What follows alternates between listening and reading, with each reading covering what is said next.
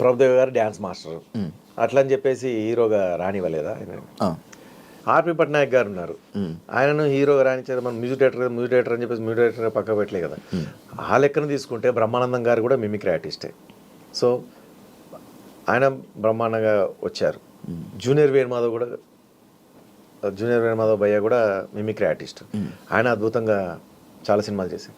కాకపోతే మీరు అన్నట్టుగా వీళ్ళకంటే మిమిక్రీ ఆర్టిస్ట్గా నన్ను అంటే యాక్టింగ్ స్కేల్ని ఎక్కువ డామినేట్ చేసేసింది. సినిమాల్లో నాకు వచ్చిన పేరు కంటే మిమిక్రీ ఆర్టిస్ట్కి వచ్చిన పేరు చాలా పెద్ద ఎక్కువ. సో అందుకని చాలా మందికి ఏంటంటే మిమిక్రీ అన్నప్పుడు మాత్రమే నేను గుర్తొస్తున్నాను. యాక్టింగ్ అన్నప్పుడు వీళ్ళలో యాక్టింగ్ స్కిల్స్ ఉన్నాయి అన్నది గుర్తు రావట్లేదు. ఇక్కడ మిమిక్రీ ఆర్టిస్ట్ అనేది డామినేట్ చేస్తుంది యాక్టింగ్ని, యాక్టింగ్ స్కిల్స్ని డామినేట్ చేస్తున్నట్టు. సో నీకు ఒక అవకాశం ఉంది అంటే ఏం చేస్తున్నావు అంటే ఆ క్యారెక్టర్కి ఎవరు పలానా కామెడియన్ పిలుద్దాం అన్న ఆలోచన పోతుంది. నీకు ఒక మిమిక్రీ ప్రోగ్రామ్ అవసరం ఉంది అనేసరికి ఆ పలానా శివారెడ్డి పిలుద్దాం అని ఉంటుంది.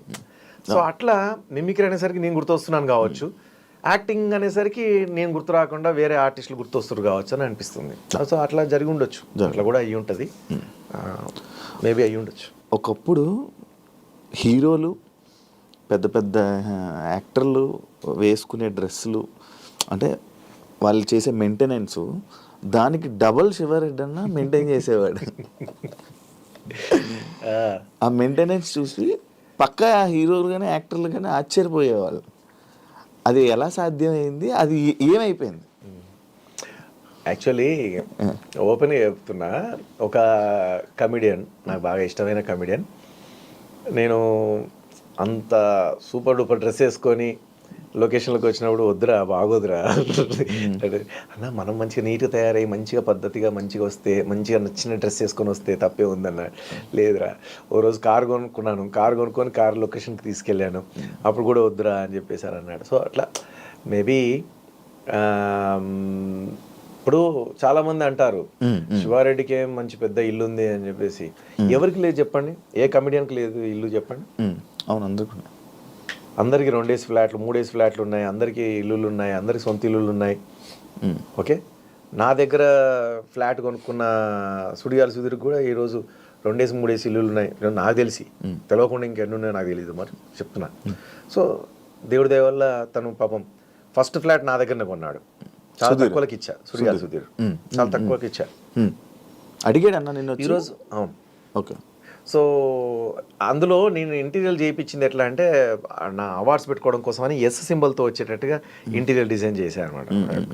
క్రాకరీ హాల్లోకి రాగానే. సో అది శివ అన్నట్టుగా ఎస్ అని పెట్టుకున్నాను, నా పేరుతో వస్తుంది కదా అని. అది సుడిగాలి సుధీర్ నీకు కూడా. సో అప్పుడు ఆ ఫ్లాట్ తనకి అమ్మాను.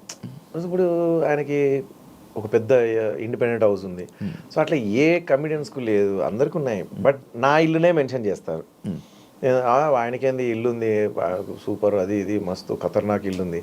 ఖతర్నాక్ ఇల్లు మామూలు ఇల్లు కాదు, అందరికి ఇల్లు ఉంది. ఎన్ని తినకుండా, ఎంత కడుపు కట్టుకొని, ఎంత ఏమీ కొనుక్కోకుండా, ఎందుకంటే దెబ్బలు తగిలినాగా, తగిలిన తర్వాత ఇంకా మళ్ళీ స్టార్టింగ్లో ఎట్లయితే అన్నానికి కష్టపడ్డానో అట్లా కడుపు కట్టుకొని రూపాయి కూడా పెట్టేసి ఆ ఇల్లు కొనుక్కున్నాను. సో అప్పులు చేసి కొనుక్కున్నాను. ఈ ఫ్లాట్ సుడిగాలి సుధీర్కి అమ్మిన ఫ్లాట్, దానిలో కొంత మిగిలిన అమౌంట్ అప్పులు తీర్చాను. సో ఇట్లా అన్నీ చేసుకొని ఆ ఇల్లును ఆఖరికి మా ఫ్రెండ్ దగ్గర శంకర్రాజ్ అని ఉంటాడు, అతని దగ్గర కొంత అమౌంట్ తీసుకున్నాను. మణికొండలో చిన్న ల్యాండ్ ఉండింది, అది అమ్మేసి అల్కాపూర్ టౌన్షిప్లో ఉండే అది అమ్మి దీనికి, అంటే ఇన్ని అమ్ముకుంటే ఆ ఒక ఇల్లు వచ్చింది. ఇప్పుడు సైట్లు ఏం లేవన్నా చెప్తున్నా, ఎగ్జాంపుల్. ఓకే, ఎగ్జాంపుల్ కాదు, ఉన్నదే. సో అన్ని అమ్ముకుంటే ఆ ఇల్లు వచ్చింది. సో ఆ ఇల్లు నేను ఎందుకు మరి అంత బాగా కొన్నాను అంటే, అంత బాగా ఏం కాదు, అదే అందరికీ అట్లా కనబడతా ఉంటుంది తప్ప, అంతకంటే అద్భుతమైన ఇల్లులు ఉన్నాయి మా కమిడియన్స్కి. బండ్ల గణేష్ దగ్గరికి పోదాం, లేకపోతే ఇంకొక పేర్లు వద్దులే పాపం, అట్లా చెప్పొద్దు తప్పు. కానీ చాలామంది ఇప్పుడు సుడిగాలి సుధీర్ ఇల్లు ముందు నా ఇల్లు నథింగ్, నా దగ్గర ఫ్లాట్ కొనుక్కున్నా అతను మరి. సో అట్లా కాదు కదా, అందరికీ ఉన్నాయి, కాకపోతే నాది మాత్రమే బాగా ఎక్స్పోజ్ చేస్తాను. ఎందుకు అనేది నాకు అర్థం కాదు. దానివల్ల వాళ్ళకి ఏమో మరి నాకు తెలీదు, కావాలనా లేకపోతే నా మీద అందరికీ ఆయనకి ఎందులే అని చెప్పేసి అవకాశాలు రావద్దనా, లేకపోతే ఏంది అది ఏ రకంగా ఎందుకు అది స్ప్రెడ్ చేయడమో నాకేం అర్థం కాదు. సో అది సిచ్యువేషన్. అందరికీ ఉన్నాయి ఇల్లులు.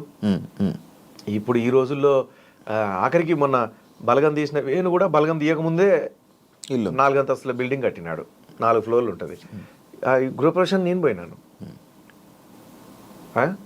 మరి చూడండి, అంటే ఒక చిత్రం శ్రీను అనే అతని దగ్గర అసిస్టెంట్గా పనిచేసినటువంటి వేణు అతను ఈరోజు 4 అంతస్తుల బిల్డింగ్ ఉన్నాడు.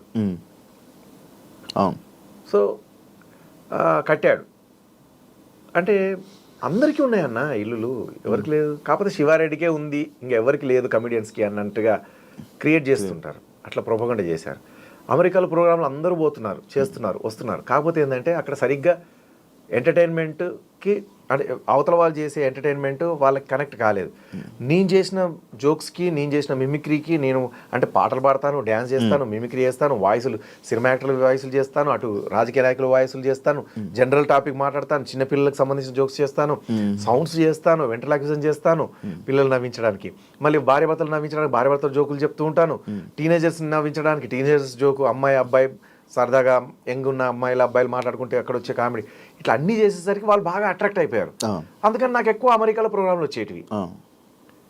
వాడికేంది అమెరికాలో ప్రోగ్రాంలు అది అవును. ఒకప్పుడు అంటే రావద్దా శివారెడ్డి చేస్తే తప్ప. శివారెడ్డి అన్న ఎక్కడనంటే కేర్ ఆఫ్ అడ్రస్ అమెరికా. అమెరికాలో ఉన్నారు, ఏ డేట్ కూడా ఉన్నా మీరు అక్కడి నుంచే ఇక్కడ ఇది ఎన్నిసార్లు వెళ్ళి వచ్చి ఉంటావు అన్న? చాలాసార్లు వెళ్ళొచ్చాను. బట్ ఏంటంటే మనం పడే కష్టము, మన ప్రయత్నము, అంటే ఇప్పుడు అన్న ఏదైనా సరే మీరు ఒక ఇడ్లీ తయారు చేయాలంటే దానికి పిండి నానబెట్టాలి, అందులో 2 రకాల పప్పు దినుసులు మిక్స్ చేయాలి, మళ్ళీ దాన్ని మిక్సీ పట్టాలి, నానబెట్టి మళ్ళీ తెల్లారి దాన్ని స్టవ్ మీద పెట్టి గిన్నెలు పెట్టేసి ఆ ఇడ్లీని దాంట్లో పోసి దాన్ని ఆవిరితో ఉడికించి అది తీస్తే ఇన్ని చేస్తే కానీ ఆ ఇడ్లీ తయారు కాదు. అట్లాంటిది కొన్ని లక్షల మందిని, కొన్ని వేల మందిని నవ్వించాలంటే ఎంత హార్డ్ వర్క్ చేయాలి. ఊరికే వచ్చి చెక్కిలి గింతలు పెట్టేస్తే నవ్వు వస్తుందా? కాదుగా. ఏదో వచ్చి ముచ్చట చెప్పేస్తే నవ్వు వచ్చేస్తుందా మీకు? కాదుగా. 100 జోకులు చెప్తే 100 జోకులలో 50-60 సక్సెస్ అయినా చాలా గ్రేట్ అన్నట్టు. కానీ నేను అట్లా కాదు, 100 జోకుల్లో 100 జోకులు సక్సెసే కావాలి, 100 జోకులకి నవ్వాలి, ఒక్క వర్డ్ కూడా వేస్ట్ కావద్దు నాది స్టేజ్ మీద. ఒక్క మాట, ఒక జోకు 10 జోకులు చెప్పాను అంటే 10 జోకుల్లో ఆ 10వ జోకు కూడా అందరూ ఎంజాయ్ చేయాలి. ఒకటి అట్లా వేసేద్దాంలే, నవ్వుతే నవ్విరారు లేకపోతే లేదు అనే టైపు కాదు నా వ్యక్తిత్వం. సో అంత కష్టపడి చేస్తే ఆ పొజిషన్ వచ్చింది. అన్నిసార్లు వాళ్ళు పిలిచారు బయట దేశాలకి. సో అట్లా నేను అక్కడ చేసుకున్నాను. వాడు అక్కడనే ఉంటున్నాడు, వాడు అక్కడనే చేసుకుంటున్నాడు, ఇప్పుడే వచ్చాడు అమెరికా నుంచి, ఇప్పుడే దిగాడు అని యాంకర్స్ కూడా అప్పుడు సరదాగా ఆట పట్టిస్తూ స్టేజ్ మీద పిలిచేవారు. ఇప్పుడే యూఎస్ నుంచి వెళ్ళి దిగినటువంటి శివారెడ్డి గారు వేదిక మీదకి రావాల్సిందిగా గుర్తున్నామని ఆడియో రిలీజ్ ఫంక్షన్స్లో అక్కడిక్కడ అట్లా పిలిచేవారు. సో బట్ ఓకే, చేశాము, చేస్తూ పోతున్నాము. ఇంకా కష్టపడాలనే తత్వం ఉంది, కష్టపడే తత్వం ఉంది, కష్టపడగలుగుతాను. నాకు ఇంకా బాగా ఇష్టం కష్టపడడం. అది ఇందాక చెప్పాను కదా, వెనకాల నుంచి వెళ్ళి కత్తులతో 100 మంది కత్తులతో కూర్చుతున్నా కూడా ఎదురుగుండా ప్రోగ్రామ్ ఉందనుకో మిమిక్రీ చేస్తూనే ఉంటాను. ఎదురుగుండా కెమెరా పెట్టేసి యాక్టింగ్ చేయమంటే సినిమాల్లో యాక్టింగ్ చేస్తూనే ఉంటాను. నాకు కూర్చున్నా కూడా నాకేం తెలియదు. సో అలాంటి రక్తం నాది. నరాల్లో ఎంటర్టైన్ చేయాలి. అందులో ఎంటర్టైన్ అయింది, మీ చేతిలో ఎంటర్టైన్ అయినా నేను కూడా ఒక వ్యక్తిని. అప్పట్లో 2011లో చాలా మంది లైవ్లో అసలు అవి ఎయిర్పోర్ట్లో కూడా పెద్ద వాళ్ళు, తలలు పండిన వాళ్ళు, పెద్ద వాళ్ళు, ఏజ్డ్ పీపుల్, వాళ్ళకి మనం తెలుసా అనుకునేటువంటి వ్యక్తులు, పెద్ద మినిస్టర్లు, వాళ్ళు శివారెడ్డి గారు మీ ప్రోగ్రాంలు చూడని రోజు ఉండదయ్యా అని చెప్పేసి చెప్తూ ఉంటారు. నాకెంత ఆశ్చర్యం. అంత పెద్ద మెగాస్టార్ చిరంజీవి గారు వాళ్ళ వైఫ్తో నేను ఇంటికి వెళ్ళినప్పుడు సురేఖతో శివారెడ్డి ఒక అవ్వజోకి చేస్తాడు, భలే చేస్తాడు, ఒకసారి చెయ్యి.